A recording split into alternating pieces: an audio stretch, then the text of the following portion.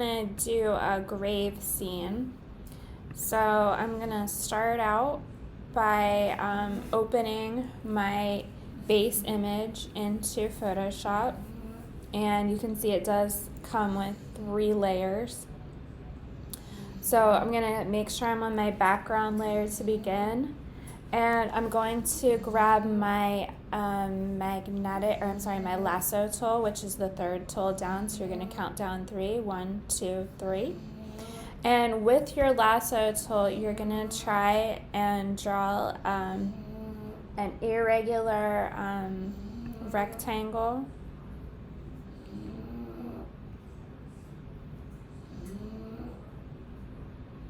Now, if you mess up and you want to try it again, you can just deselect, select, deselect, and try it again. You can want to give it some perspective. It's gonna look like it was dug in the ground here. So.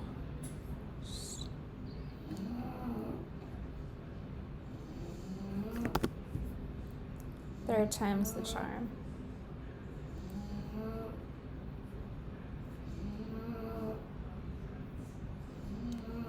Tiki is really tired. She's snoring. Okay, that's pretty good. So now what we're going to do is make a new layer. So we're going to do layer, new layer. And we're going to name it grave and click OK. And now at this point, we are going to be filling in the selected area with 2 colors of brown.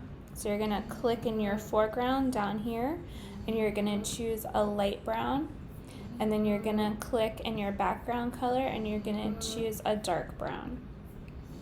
After you have selected those 2 colors of brown, a light and a dark, you're gonna go up to the filter menu, and you're gonna do filter, render, clouds. Filter, render, clouds. So those 2 colors of brown will mix together and create a cloudy look. If you're not quite in love with how it looks, you can always do it again. Filter, render, clouds. And it'll keep shifting it around. It'll give it. Or if you don't like the 2 colors of brown that it's mixing, you can always resample your colors of brown. Okay. So now what you're going to do is you're going to deselect. The shortcut to deselect is Command D. And now we're going to add some shading. So you're familiar with the burn tool that we've used before. So we're going to find the burn tool, which looks like the little hand. And I'm going to be using the burn tool with the hardness at 0. And I'm just gonna go ahead on the grave layer, and we're gonna be making it look like it is dug into the ground. So I'm gonna just go back and forth. I'm holding down on my mouse button and moving over to give it some more dimension. The more you go over it, the darker it becomes. So we're trying to make it look as realistic as possible. Okay, now the next thing we're going to do is we're going to learn a new tool. The new tool is the smudge tool.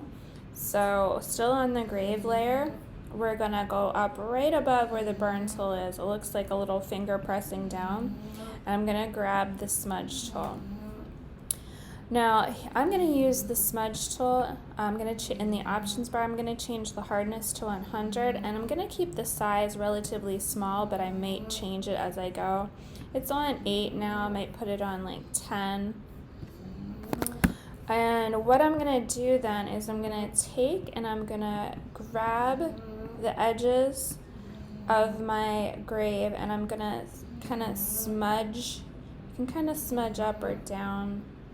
And kind of play around and go back and forth. But what we're aiming for is we want it to start to look like it was actually dug out of the grass.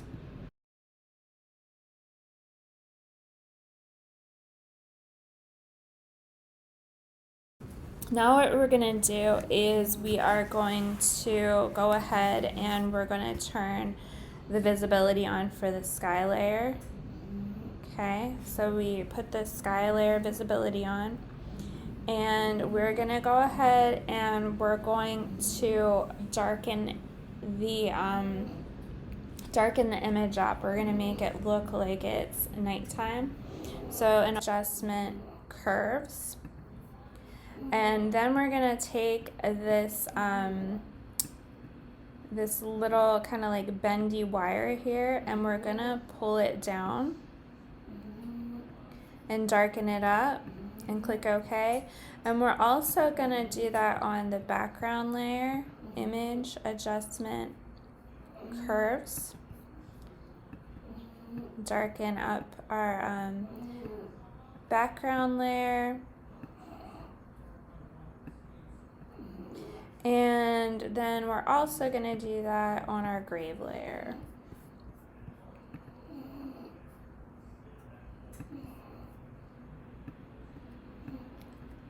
Just darken everything up so it looks like the sun setting.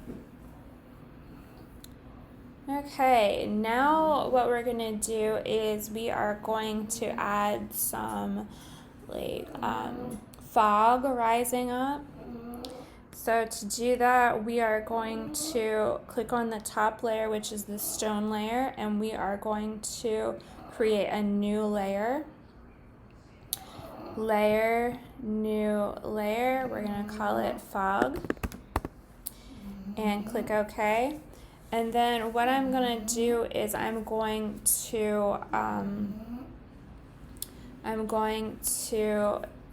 set my foreground and background colors to default black and white, and I'm going to do the cloud filter again. So filter, render clouds, filter, render clouds, and at this point it's very overwhelming, but we're going to change the blending mode, which is right here where it says normal. We're going to change that to screen, so we're going to put it on screen. Then we are going to take a large eraser with a soft edge. So I'm going to click over here, find my eraser tool, put the hardness at 0, and then I'm going to make my brush size really large. And I'm just going to brush over the top and some of the bottom, and I'm just going to leave a little bit of the fog over the grave. Now this is where you're going to be creative. Now you're going to add a ghost, an angel, a skeleton, a zombie, whatever you want coming out of the grave or in the grave. So you're going to be creative. So this is where we're going to go to the internet and get some images to work with. And then I'm going to can copy and paste, edit, copy. Once I have it selected, I'm going to move it into my project and edit, paste.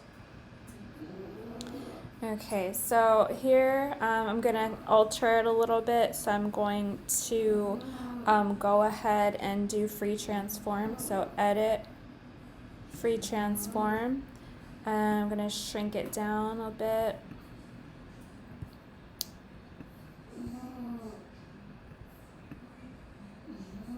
Now, I'm going to show you the warp tool, which is kind of fun, and I think it might be useful in this situation. So here I'm positioning and moving around. And the warp tool is up here, and when you hit the warp tool, it's going to allow you to, did it go on?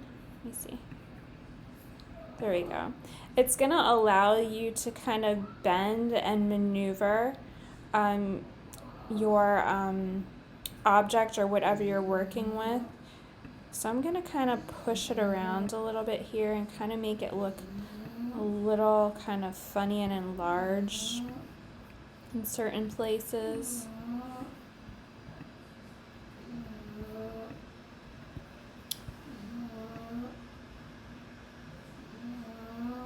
Maybe I'll make that arm look like it's coming out. Alternatively, I could probably go in and use Puppet Warp to move these arms around also. So that's just another side note, something to think about. I hit the check mark. Let me actually try Puppet Warp to see how that goes. Edit, Puppet Warp.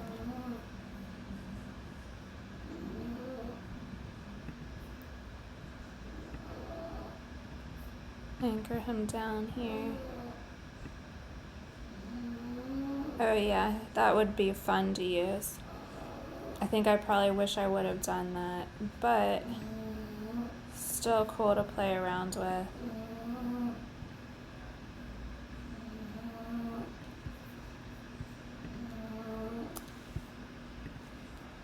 Okay, so Puppet Warp would be super useful. I'm actually going to move my skeleton underneath the fog layer, and I'm going to go in and add that curves adjustment to darken him up a little bit too.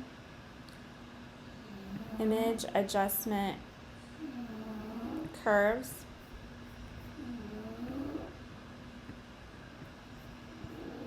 Okay, and this is just an example. You can kind of play around and do different things. Maybe you want to add like bats flying around, people walking, another grave.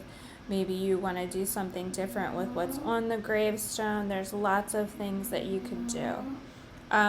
When you do finish, you're going to want to flatten it, save it, and turn it in. So to flatten, it's Layer, Flatten Image, and then File, Save As. Make sure you're saving it as a JPEG, and then go ahead and turn it in.